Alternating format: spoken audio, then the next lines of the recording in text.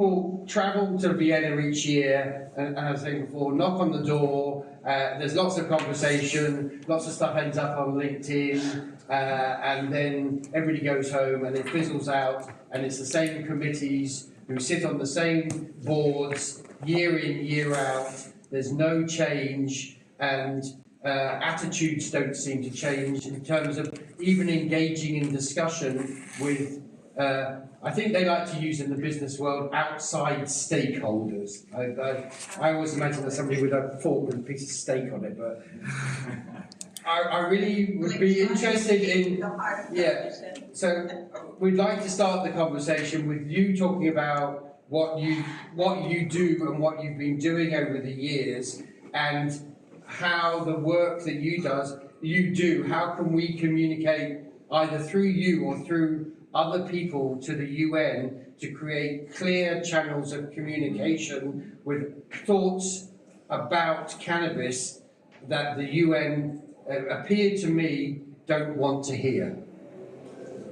Thank you. So hi everyone, thank you so much for being here. Appreciate it. My name is Dr. Sarah Brittany Somerset. It is 4 a.m. in New York City. Sure. And I just want to start by saying, so just to clarify right off the bat, I am not a UN employee. I am not a UN staff member. I am a journalist, and in 2011, I believe, yes, 2011, I started the first cannabis bureau at the UN as bureau chief of High Times magazine. And at the time, that was really groundbreaking because there were no other cannabis print magazines on newsstands in the US. And I approached the UN for media accreditation, just like any other outlet would. But I received significant pushback because they were aghast, clutching the pearls, like High Times, is that a drug magazine? And I said, well, it's a plant magazine, but yes. And they said, but why on earth would you want to be here? What would you possibly cover? And I said, there's a plethora of things to cover. You have the UN Office on Drugs and Crime. You have the Commission on Narcotic Drugs. You have the World Health Organization. There's more than enough things to cover. That's not an issue. And why I want to be here is because you're having these conversations about drugs, and you need to have someone, a stakeholder, as you put it, someone from that side, at the table. Like, we deserve to be a part of these conversations. And, the person who was in charge of accreditation at the time said, you make a really cogent argument. We're going to let you in here on a trial basis. We'll give you a temporary access. And I always joke, I've had temporary access for 15 years now. Mm-hmm. So, I didn't walk in my Birkenstocks and Janis Joplin t-shirt. I didn't want to scare anyone. So, I cosplayed adulting. And I went in there and I just did what any other reporter would do. And the thing is about being inside the UN system is that it's really its own unique microcosm. And after I was there for a while, High Times had gone through some ownership changes, some buys and sells, and I wanted to remain there. And I didn't want to lose my access because my accrediting outlet was going through some personnel changes. So I decided to just take command of the bureau, and for lack of imagination, I called it the Cannabis Desk. And I thought this was in vein of, every daily publication has the city desk, the metro desk. So I called my desk the Cannabis Desk because I thought that cannabis deserved and merited its own desk in daily life to cover medicine, harm reduction, the criminal aspect, trafficking, all the various aspects of the plant I wanted to establish as a bureau. So I've done that now for over a decade. And what's important to me isn't necessarily what every stakeholder is going to have on their mind, but the overarching picture is legalization worldwide. My personal goal, and that of people in my circle, are we want to see this plant normalized and legalized worldwide, just like alcohol, just legal everywhere go, available and duty free. And I've heard the medical versus the adult use argument. I'm not here to talk about any of that. Cannabis is a plant, everyone should have access to it, and everyone should have affordable access to it. Now, I've heard people also say that, journalists can't be advocates. I think nowadays, if you look at any mainstream media outlet, they all have a political slant. So, yes, in the 1950s, journalism was, truth, justice, balance, the American way, whatever. now every media outlet has a slant, and people tend to read the media outlets whose views they agree with, right? Look at Fox News, look at CNN. So, my viewpoint is always going to be from a point of cannabis legalization, but I do not let that cloud my judgment. I don't think that, cannabis is a panacea. I don't think, it's great for everyone. I'm not blinded by that, but I do think that everyone should have accurate information available. Now, for a very long time, the UN did not touch the cannabis conversation.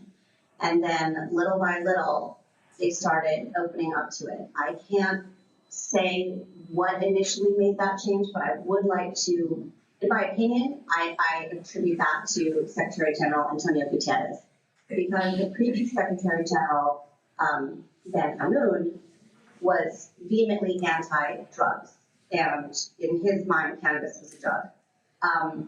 Secretary Gutierrez, when he was Prime Minister of Portugal in the 1990s, he decriminalized drugs in Portugal. And that was considered revolutionary at the time. He said, we're just wasting too much time and money and resources arresting people that need treatment. And that was very pioneering and progressive of him. So I knew that when he was elected Secretary General, that these were his views and that they were very progressive and that he was going to bring that to the UN with this regime change.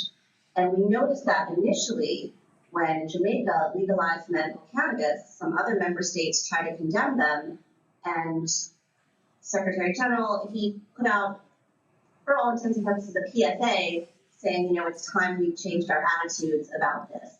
And that's when I kind of knew, okay, there's a new sheriff in town. It's not as anti-drug, so to speak, as it used to be. Now, having said that, Secretary Gutierrez, his term is coming to an end, his second term. So now we're all sort of waiting with bated breath to see if the newly elected SG is going to have progressive views that are going to drive this conversation forward continually, or if we're going to regress back to the Ban Ki-moon views of drugs are bad. So can I ask a quick question at this point? Yes, absolutely. So you're talking to the guy at the top of the pyramid. Talk about the guy at the top of the pyramid, whoever that is. Yes. And obviously the way they think sort of influences those committees.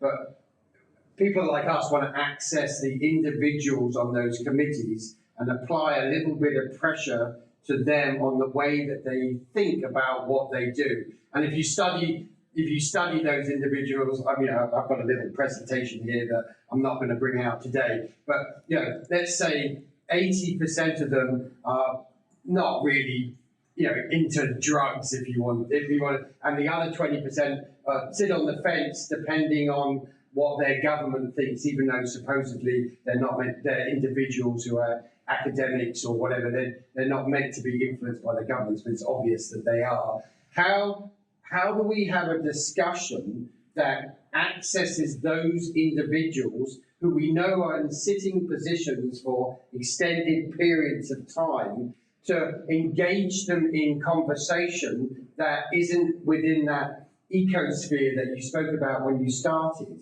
I presume you've been doing that over the years in terms of, acting as a bureau and trying to feed stories out to various media. How do we get those terms to those individuals and make them talk? Their job is to be, they don't represent the UN. I mean, they do. The UN is supposedly us. We are and so how do we get them to talk to those people who are actually interested in the topic on a daily basis and trying to move an argument forward, whatever that argument may be? So the main committee that deals with this is the Commission on Narcotic Drugs. And I recently published an article on High Times that I'm happy to share with all of you that listed all of the newly appointed 19 members of the special committee on the CND. So, their names are out there, they're public. Yeah, and I think, if I look at that list, there's Tenacity and one other who have a realistic view of what the world is, and the rest of them, sitting in the back of a hospital somewhere saying drugs are bad because I've had a few patients who've had problems with drugs. Well, everything starts with language, right? Like, I specifically refer to my desk as covering cannabis and drug policy. I do not acknowledge that cannabis is a drug. Cannabis is a plant. So for me, it's cannabis and drugs. So, you can argue that cocaine starts with the coca leaf, but it is processed, right? So I begin just with language and normalization, very, very softly. You know, when people say, oh, cannabis is a drug, no, it's plant medicine. And we are dealing with people who have strong backgrounds, backwards I said, Freudian slip. Very Freudian slip, yeah. It's 4 in the morning. Strong backgrounds in pharmacy and pharmacology. And, you know, you can put on your tinfoil hat and say, well, they don't want to legalize because you can't patent a plant and there's no money in it. You know, I've heard all the arguments and all the detractors, but I try not to approach these people in a combative manner. That is not conducive to dialogue. I have been less diplomatic in the past, but, you know, something of the UN has rubbed off on me in the past 15 years, and, you know, you can't come at them like the big mean scary activists because they're just going to smile politely and walk away. I think you have to approach them in a way that is relatable. And one thing I've found that is universal is everyone is against cannabis until a member of their family becomes ill. The main deciding factor is, you know, cannabis is bad, it's a drug, it's the gateway to addiction, all these things. And then someone in their family gets cancer, someone in their family has a sports injury. Then all of a sudden, you know, when you have a loved one who is not feeling well, you will go to the ends of the earth, you will try any experimental treatment, you will go outside the norm to bring that person relief. And I found that that is really the universal factor. And that's understood. Sorry, I keep interrupting, but yeah, these people are from Egypt, Turkmenistan. I mean, they're never going to be anywhere near cannabis or their families. So that's not necessarily true. One of the most profound conversations I've ever had about cannabis was with the former ambassador of Saudi Arabia to the UN. And, you know, this wasn't a back channel negotiation. It was just a conversation at a cocktail party. And he was saying that cannabis is haram. And I said, actually, cannabis is not haram when it comes to saving a life. And he was shocked. He said, well, how do you know that? I said, well, you know, I do prepare for these conversations, right? Like, I'm always ready to have them. And if cannabis is not haram when it comes to saving a life, then he admitted that he had a family member who was suffering from cancer. And I suggested, I said, look, I'm not a doctor, but have you tried looking into Rick Simpson oil? And he said, well, I wouldn't even know where to begin. And I said, well, I can tell you.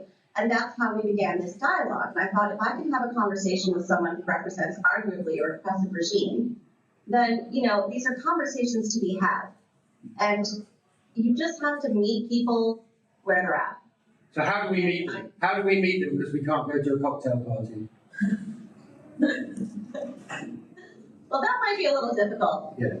You might have to have, you know, those are kind of closed within the system. But, you know, the CND is open, and I mean, in terms of outside events. And that's a really tough question. How do you arrange meet cutes with people? Because, no, people who use and are in the cannabis, we don't have money, so we can't, you know, Myrtle saves money every year to fly to Vienna to be sent home. We can't just pop on a plane and go and see so-and-so in an expensive restaurant in Vienna or New York. We need to act like all other human beings do on the planet, is how we are with you on a Teams or a Zoom meeting, and organise a conversation and be realistic that people are busy. Okay, we organise something for 2 months in advance, and we get a bunch of people in a room and we have a discussion. You know, and these things can. But how do we do that? Well, I think, you know, Myrtle being part of the Cannabis Embassy is a very important first step, just establishing this, you know, body and bringing together this worldwide consortium. I think that's very important because if you put that forward, then you're going to have people who are interested in that. And, you know, I always joke about the embassy, like, no, you can't go there physically and get your poppy stamped in your passport. That will take you to, you know, the land of cannabis. But it's good branding. It's a good gateway to let people know that you've established this worldwide consortium. And then, you know, you're not just one person here or there. You're actually a group of people whose interests are represented. Now, I don't know how far along the embassy has gotten in terms of NGO status, but I do know that that is one avenue to pursuing access. You know, journalism was obviously the avenue that I took. NGO status is another avenue to take. But, you know, it requires patience, tenacity. These things don't happen overnight. But, you can apply for NGO status, and then if you're granted NGO status, I believe there's a man named Steve Rolls, who works in harm reduction, who has some NGO affiliation, so he's able to go to the CND. Yeah, I've tried to communicate with Steve for 10 years, and he's still to receive an email back. Fields of Green Fawn already has eco-sub status since 2021. Yeah. Wait, I'm sorry, what, say that again? So we have, at Fields of Green Fawn, we have eco-sub status. So we have our in at CND. Right. Right, so yeah, I believe, Myrtle, you do have NGO status, so that's how Yeah. you attend the CND, and then obviously Yes. I have accreditation, that's how I attend the CND. So, while I'm not encouraging everyone to go down that long winding path, if you have people like Myrtle and me in the room, reach out to us, let us know what your objectives are, let us know what your questions are, let us know what you'd like to see addressed. I mean, sometimes I go there, and like you said, it costs thousands of dollars that I spend my own money on to fly there. I don't know where people get this idea that the UN is flying me places. That is not happening. Like, I'm not a staff member.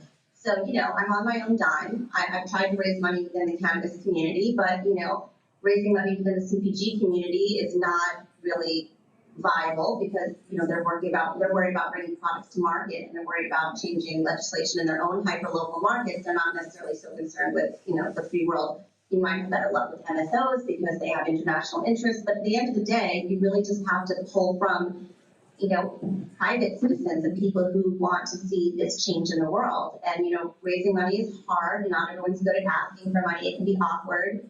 So, you have to not everybody has the resources. Geneva's an extremely expensive city.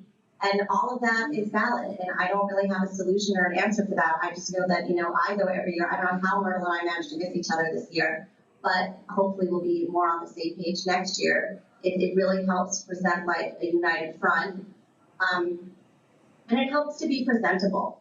I've gotten some pushback on this from people in the activist community who say, oh, we want to remain true to ourselves. That's fine. No one's telling you not to let your free flag fly at home. But when you sit in a room with professionals, again, you have to meet them where they're at. If you want people to take you seriously, you have to project an image of respectability. I mean, you could look at it as like cosplaying. I don't care, what you have to tell yourself to put on that jacket, but you do. Okay, before I ask if the room has any questions, because I've got so many, I'm bored and to tears. Can you give us a little bit of insight of how these people get onto these committees, with what background and knowledge? Because I look at a lot of their background and knowledge, and it's more specifically, to me, it's years of integration with the sorts of organisations that put you on a committee. So it's, to use an English term, it's jobs for the boys or jobs for the girls. You get on a committee because you've done a bunch of stuff that impresses other people in your own network, not actually because you're particularly interested in specific topics like how do we talk about regulating or legalizing cannabis on a global scale? Because that's really the nub. They don't seem to want to talk about that discussion. So how do we? I'm really interested in engaging people to put on those committees who are actually interested in that discussion and not interested in that discussion. Well, here's an uncomfortable truth. Regardless of the CND and its committee, none of that stopped Canada from legalizing. Yeah, well, and that's really interesting. But in Australia, they use the argument of so the Canadians don't care, so it just happens. But in Australia, if you're in a state parliament in New South Wales, that's always, they put their hand up first and say, oh well, the UN, and that sort of they try and kill the discussion at that point. So it's really important to have to engage these people, because most politicians aren't like Canadians. They're not going to say, well, we don't care what they say, or we're just going to move ahead with it. The rest of the world isn't like Canada. So Canada and Uruguay stand out by themselves. Politicians around the rest of the world at the state or national level can always use the excuse of UN rules to not change things at home. Australia breaches the Human Rights Treaty like every day. Yeah. So it's a political choice to hold up one treaty and say we're following this one and we have to follow it. But don't talk to us about our detention centres or children who are in prison. Don't talk to us about that. Exactly. And also, if you're operating in a constitutional democracy, your constitution always trumps any treaty that your government has signed. That certainly is the case in South Africa. So, and Etienne would like to ask a question. Yeah, so well, I'd actually like to add to that and make a suggestion. So it seems like the UN in the way that it's staffed and the way that it selects professionals is, it's quite a fortress, right? That seems to be the observation when the conversation keeps going. But if you look at people that attend the UN from signatory states, right, I think that might be softer targets in a way. So going there or knowing who attends and then targeting countries where you think you might have a better in to actually sway them, to sway the larger votes when they do happen at UN level 4, adopting resolutions and so on. That's just a placeholder, a moment to say. But what I actually want to say is there's a lot of UN documentation, resolutions, recent resolutions that actually support harm reduction. It has a language of harm reduction, and it's got a suggestion to decriminalize. And that's actually supported by Volker Turk as well from the OHCHR, right? So all of that, and then taking that as an argument and taking it to a national level instead of to the UN, because they're supposed to know these things, and they'll still probably try and ignore it depending on who you're talking to. But taking it to somebody who's representing a nation, at the national level, you might have a better time trying to convince them. And in the case of Australia, to say that you can't use this against me because there's UN resolutions that actually contradict what you're saying now. So you're using their instruments against them to try and turn the conversation around. And that might be useful. Brittany, your experience of that? I'm sorry, I had a little bit of trouble hearing him as opposed to, I got the gist of like approaching people as individuals and making cogent arguments, but cannabis is also one of the sustainable development goals. So that's another angle that you can approach it from. Like I've had conversations with representatives from Colombia who were not aware that, if you planted a few cycles of hemp, you could regenerate soil, which is very important to areas that have just been, destroyed by bark shelling. People are not going to want to drink coffee and cocoa from ground that has, heavy metals and levels of toxicity. But if you plant hemp, you can clean that soil. So you have to approach people from a way that it makes sense to And do we source that knowledge from the UN? Where within the UN? For me, it's a huge, mysterious black hole. And It's not really. It's just individuals. It's just people. it's just I know it sort of has this, I'm here to sort of demystify it. Like, everybody who is there, they're just human beings.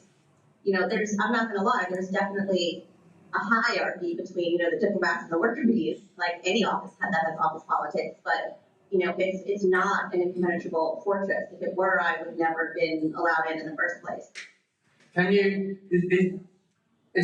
what's the best central information point within the UN to learn and identify the areas that you were just speaking about in terms of, okay, we could try them using this argument and try, you obviously need about 15 or 20 arguments at the same time and in order to create a strategy. So Myrtle's organization can build a strategy with 20 or 30 arguments going to separate committees or organizations within the whole. Where does one start? Is the library a place to go to identify these things, or do you have to go to specific committees and research each one of them to know what they're talking about in terms of how to create a strategy? Well, all this information is available online. UNTV is public. It's just untv.com. Everything is available, and it's a very organized website where you can use the search bar to find things specifically relating to cannabis. You can find people, you can find images of those people. There's an audiovisual center. It's all available publicly. There's transcripts. There's you can sign up for media documents to have them sent to you in your inbox, like an RSS feed. It's all available, and I'm happy to provide a shortcut to some of those resources if anyone's interested. I've been to the UN Library a few times. I more rely on my email from the Media Document Center. I have a dedicated email just for that because they send an avalanche of information, and I don't want it, cluttering my regular inbox. But they do have a plethora of materials that you can access. While the CND is sort of like, the main event, so to speak, that we go to every year, there's other things that are happening at any given time. I get a daily bulletin about what's happening around the world, and I see if something happens to do with cannabis or health or drugs or medicine or anything even tangential, I go to that. I go to the noon briefing on a regular basis, and the noon briefing is where all the journalists can ask their questions of, whoever happens to be in the room. It starts with the spokesperson for the Secretary General. Oftentimes there's a guest, there could be like an ambassador there who's doing the monthly program report for the Security Council, and they take questions. And I always ask cannabis questions, and I always lead with, I know this isn't the topic for the Security Council, but, in your personal capacity, what are your views on cannabis in Sierra Leone, for example? And, while I don't expect an on-the-fly answer right then and there, I've literally had spokespeople come up to me afterwards and say, we weren't expecting that question, but it's really good that you asked because now we're going to be talking about it.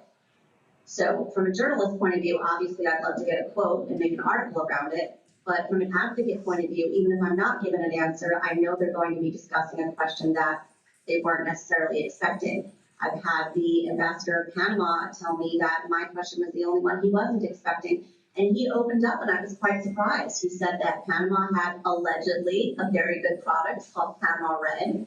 And he marveled that he could walk down the streets of New York and go into dispensaries, not that he ever has, but he could, and it was actually a quite engaging and interesting discussion and more than I had actually hoped for.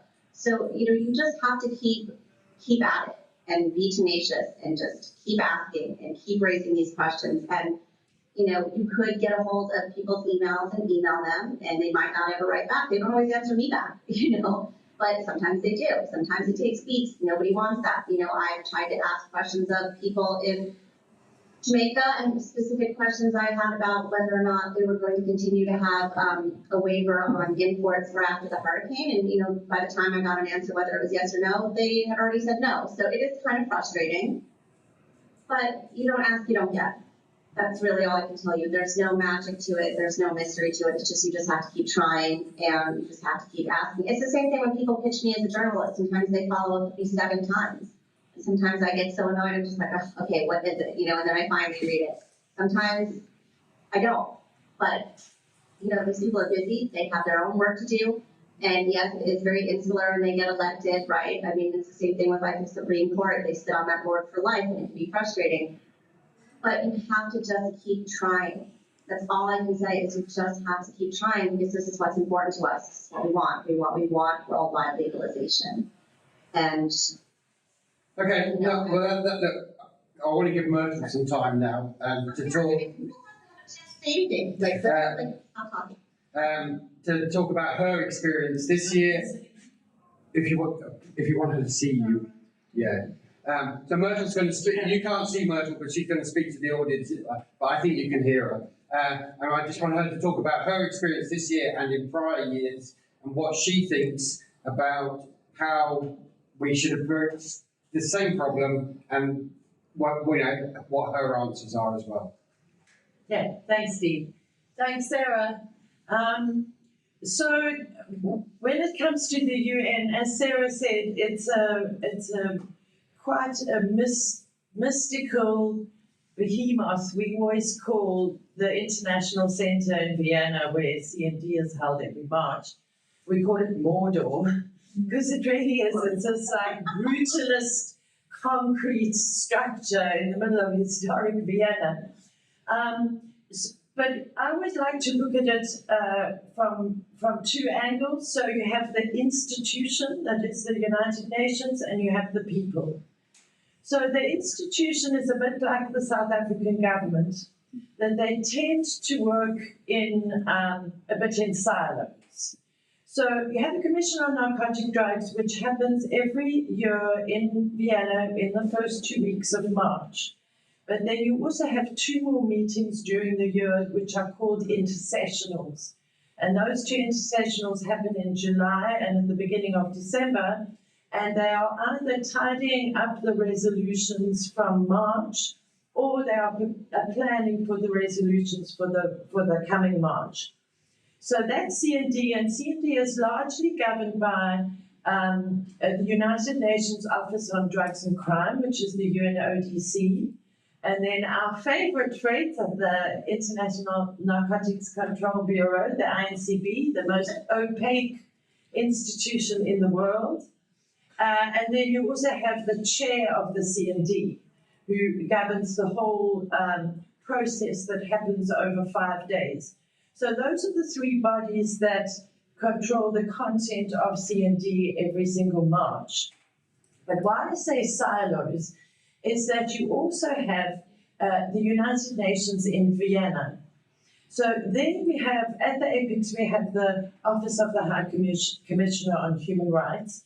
You have the World Health Organization, and then you have what are seen as subsidiary bodies. But when it comes to cannabis, it's very, very, very important to also pay attention to the Commission on Biodiversity, CBD for short, so it's easy to remember. So the Commission on Biodiversity in Geneva is really interesting, because there you have these also subsidiary bodies like the World Intellectual Property Organization, which is also very interesting for us, for cannabis, because in 2023, 126, I think it was, countries under WIPO signed what is called the GRATAC Treaty, which is the Treaty on Genetic Resources and Associated Traditional Knowledge. And I was so proud because South Africa's ambassador to Geneva came up to sign this treaty, which is basically trying to give back to our indigenous communities for everything, not only cannabis. And because for some weird reason in Geneva, they go by the French alphabet. So South Africa came first as Africa du Sud, and our ambassador to Geneva is a disabled gentleman, and they rolled him up onto the stage to be the first signatory of the GRATAC Treaty right at the top, and he's a disabled man, so it was really, really gratifying. As a little anecdote on the side. So you have all of these things, and then you also have, which is not a treaty, but it's a protocol, and we heard about it in the keynote this morning, you have the Nagoya Protocol, which is looking at both reparations and the management of genetic resources, particularly seeds, and South Africa is also a signatory, has been for many years, to the Nagoya Protocol. So often CND is seen as the central hotbed for drugs, and these other things are seen as kind of pretty accessories. But over the last, it's like 9 years that I've been going to the CND now, and it's particularly in the last few years, I've realized, and together with the Cannabis Embassy, I've realized that a lot more attention needs to be focused on Geneva, because in Geneva, even the WHO, they are far more user-friendly than anybody at CND. So I would say at the top of the tree, you have the Office of the High Commissioner of Human Rights, and at the bottom of the tree, you have the INCB. And then, of course, we mustn't forget about the United Nations headquarters in New York.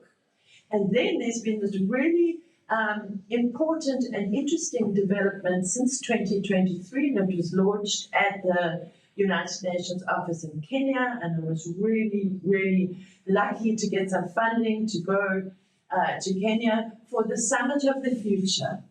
So there's a body that has been established also in Geneva to look at whether the United Nations conventions, and particularly the drug conventions, are fit for purpose. And the gathering in Nairobi was particularly interesting because the average age of the people attending was like under 40 years old. So it's a very youth-led initiative. And the Summit for the Future, they have webinars quite often, brings up all sorts of things, because the United Nations as a whole is an old bullet. You know, the conventions come from 1961. So all of this is happening at the same time, but the Summit for the Future is important because it might just shape the future of the UN, and particularly since America withdrew all the funding, and last year America were there in force, and they even sent their Secretary of State, can't remember his name, they even sent him there, and there was a huge American contingent, and the Americans were driving the human rights conversation and everything, and then this year when we got there, whoops, they had 2 people from their office in Vienna. They didn't even send anybody over the pond to Vienna from America this year. So it swings. So do we need to organise a group of lawyers, say, for example, to go to that summit with a basic concept about rewriting cannabis scheduling for the 21st century? No, well, we've already done that, you see. So that is just the outline of the actual institutions. Okay, there's lots of little other subsidiary things in between. But as Sarah was saying, it really is about the people. And I got the advice really, really early on, is that when you're speaking to somebody in the halls of Mordor, you must know who you are speaking to, because that is the only way that you are actually going to get something out of it. Because I can say quite honestly that the first 3 years that Jules and I went to C&D, we were completely at sea. What's going on? And then this event there, this event there, and you've got to be super prepared, and you've got to know who you're speaking to so that you can get something out of it every single minute of every single day.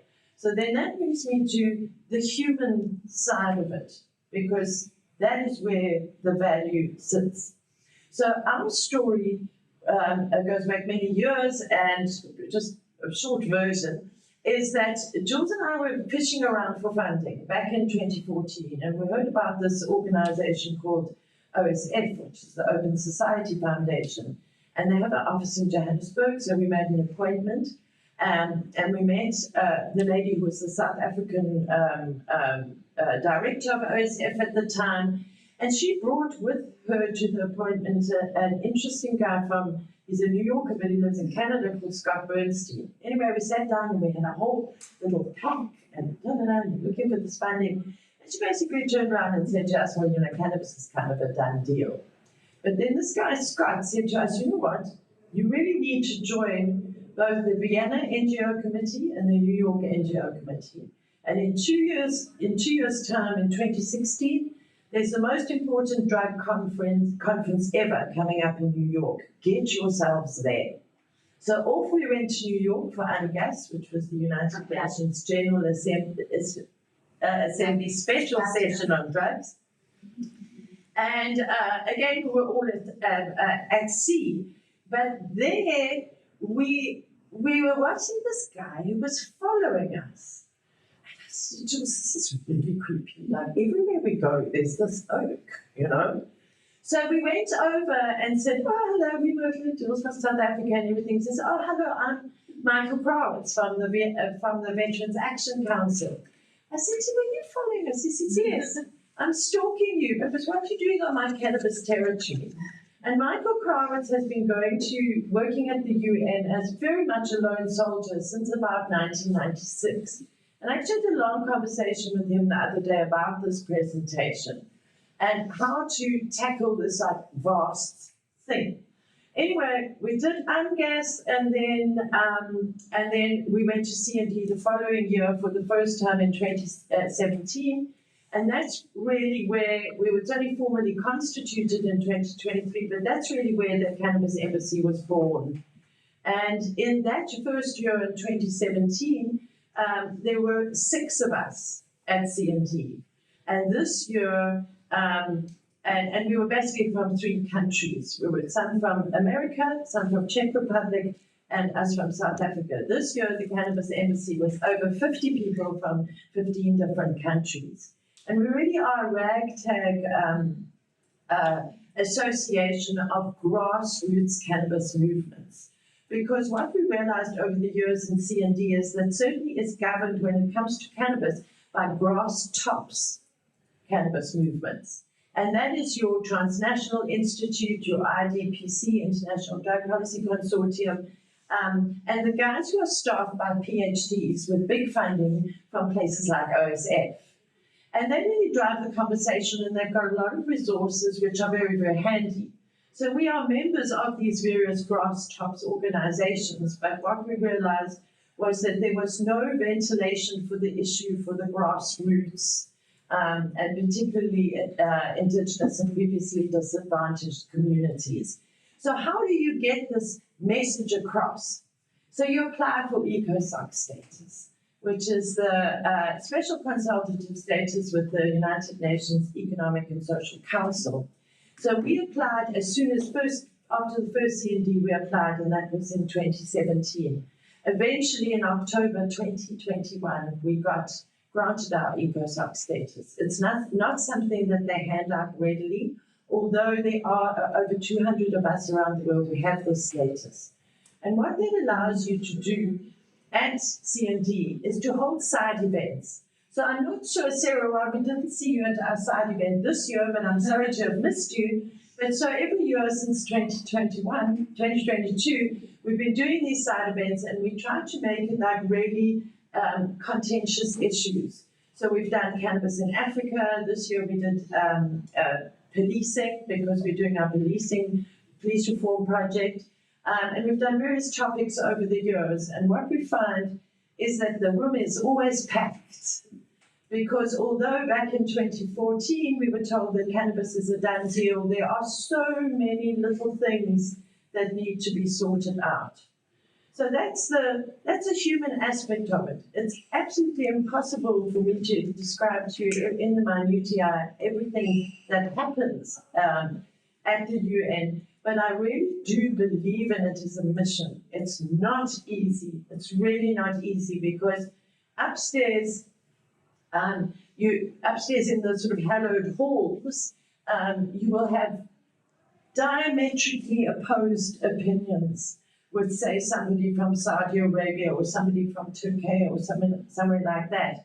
But you can go downstairs into the bowels of the building, right next to the rubbish skips where there's a smoking area, and you can stand and share a cigarette and chat to somebody from Saudi Arabia, you know? So you really do get exposed to every single part of the international drug debate. And if it wasn't for us going to C&D, we wouldn't have come across amazing tools like the Sustainable Development Goals. And like our relationship with the Office of the High Commissioner of Human Rights in Pretoria, and like being on the mailing list when the Special Rapporteur for Health or Indigenous Rights or Cultural Rights puts out a call for a submission. Now, if you're not on those, as Sarah was saying, if you're not on those mailing lists, you can't make that submission. And it might not be immediately apparent how that submission on cultural rights of cannabis, of the cannabis community in South Africa is going to help. But you get the opportunity to both poke your nose, wag your finger, and sniff around, you know? And when a body like the INCB which is just a watchdog with a spreadsheet. I promise you they're not the drug police. They really are not the drug police. When the INCB says, oh no, whatever, we are not going to adopt harm reduction language as what happened previously, you have the Office of the High Commissioner of Human Rights standing up in the plenary and saying drug policy is a human rights issue. Because when we first went there in 2016 New York, 2017 to Vienna, you could not utter the words harm reduction or human rights. You couldn't. Then I actually took the head of our legal team with me in 2022, and we had the honor of sitting there in the plenary session when the High Commissioner, Mr. Volker Etienne was talking about, said that to everybody. drug policy is a human rights issue. And then last year, 2024, harm reduction was formally incorporated into the UN language.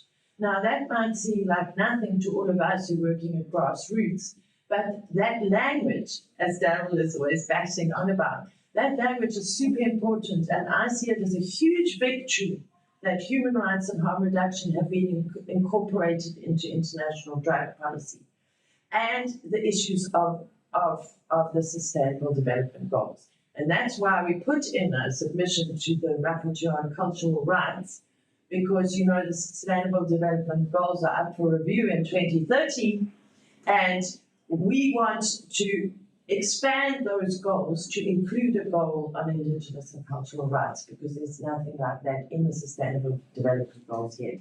Anyway, I could go on for hours. Well, I was about to look, we don't have, But you don't have very much more we time. don't have long to go. Overview. I'm nodding my head like a dashboard bobblehead, because I'm just agreeing with like so much of like everything Myrtle is saying, and she's made some very valid points when she brings up the Indigenous Forum. There's a professor, Charles Nesson, who actually gives a class on Rastafari at Harvard, and he brings that aspect of Indigenous rights for Rastafari to the table. As you know, they use cannabis as a sacrament. There are, she made another very valid point that I'm going to touch on quickly, which is side events. Side events are so crucial. I know, we've talked about the UN being sort of this impenetrable fortress, but there are after parties, right? People go to them. Again, I don't know how Myrtle and I missed each other at MGAS 2016, because I was there and someone actually made a side event that was a cannabis museum that you could walk through, and it walked you through prisoners who were incarcerated from the history of Prohibition onwards. It was a really spectacular and well put together event, and it did, some ambassadors did come because they were curious about it. Most of them don't necessarily want to leave the institution, but if you do something close enough to it, within a few block radius, they will. You can do something like at the One Millennium Hotel, which is right across the street. They will come out to these things, and that might make them, more approachable. As far as circling back to just the Sustainable Development Goals for a moment, there are things having to do with, responsible consumption. That's an aspect you can approach. There's so many different beautiful aspects to this plant, and the thing that Myrtle touched on also that's important to remember is not everybody agrees. I don't think we should focus on the UN being just like this one big block of thought. I mean, there's 190 some odd member states. They don't always agree on anything. Everything's up for debate, and I just look at cannabis being another part of that debate. So if you don't want to approach people who right off the bat won't agree with you, start by approaching the people who will and who do. I mean, the Secretary General pretty much said that we need to approach this from, a medical standpoint. And, I agree with her statement that, some of these institutions and bodies are very opaque and they have their own agenda and it's not transparent. So we can, table that for a minute, and we can work on the people who are amenable to this dialogue. And I find that almost everyone is amenable to this dialogue when you incentivize it for them. Countries that have been totally against legalization, once they realize the economic benefits that their neighboring countries were benefiting from, all of a sudden they were interested. So, whether that hook is going to be health, harm reduction, sustainable development, economic incentives, farming, climate change, whatever the case may be, it all aligns. Brittany, thank you very much. We've run out of time. I was going to do questions, but we did run out of time. But what I'd like to do in the upcoming months is maybe see if we can do some Zoom or Teams meetings that carry on this conversation, because I'd love to work with people with the experience that everybody's got to create more structure that niggles constantly at these various bits of the UN that we can identify. So we're not just going to 3 or 4 places, maybe going to 30 or 40 places at the same time, and because as much as it'd be lovely to do events in these cities we cannot afford them. We individuals or people who run companies or journalists like yourself, we don't have government money to put on things, and if you spend your whole time in that US mode of fundraising, you don't do anything because you're fundraising the whole time. A bit like being PBS constantly. You don't get any work. You don't get any work doing because you're spending a month trying to get money out of people to get the work done, and then you're spending the other month to persuade the tax office that it's not your money. It's et cetera, et cetera. So I'm really trying to develop an idea that talks about doing this using technology where people can join from around the world and with their skill sets access different parts of the UN all at the same time. So they keep seeing the same message appear time and time and time again until they can't. We must engage because they're annoying us so much. We've got to talk to them, basically. And also our side events from the last 5 years since we got our EcoSub status are all on Fields of Green Falls YouTube channel. Beautifully edited and everything by my dearest Anne. So if you just go to Fields of Green YouTube channel, you just search side event, you'll see Cannabis in Africa, Cannabis and Biopiracy, Cannabis and the Police, and whatever.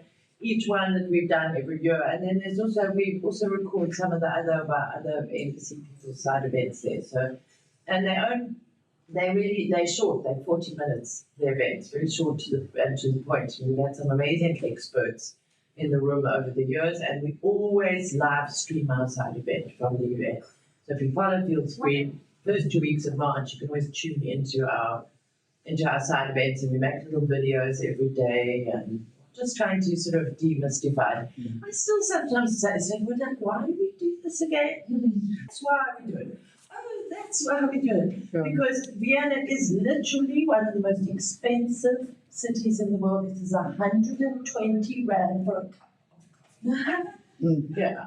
Brittany, thank you very much for joining us at 4 a.m. I want to mention one quick thing, I know we're wrapping up, is another really important conference at the UN is the conference on people with disabilities.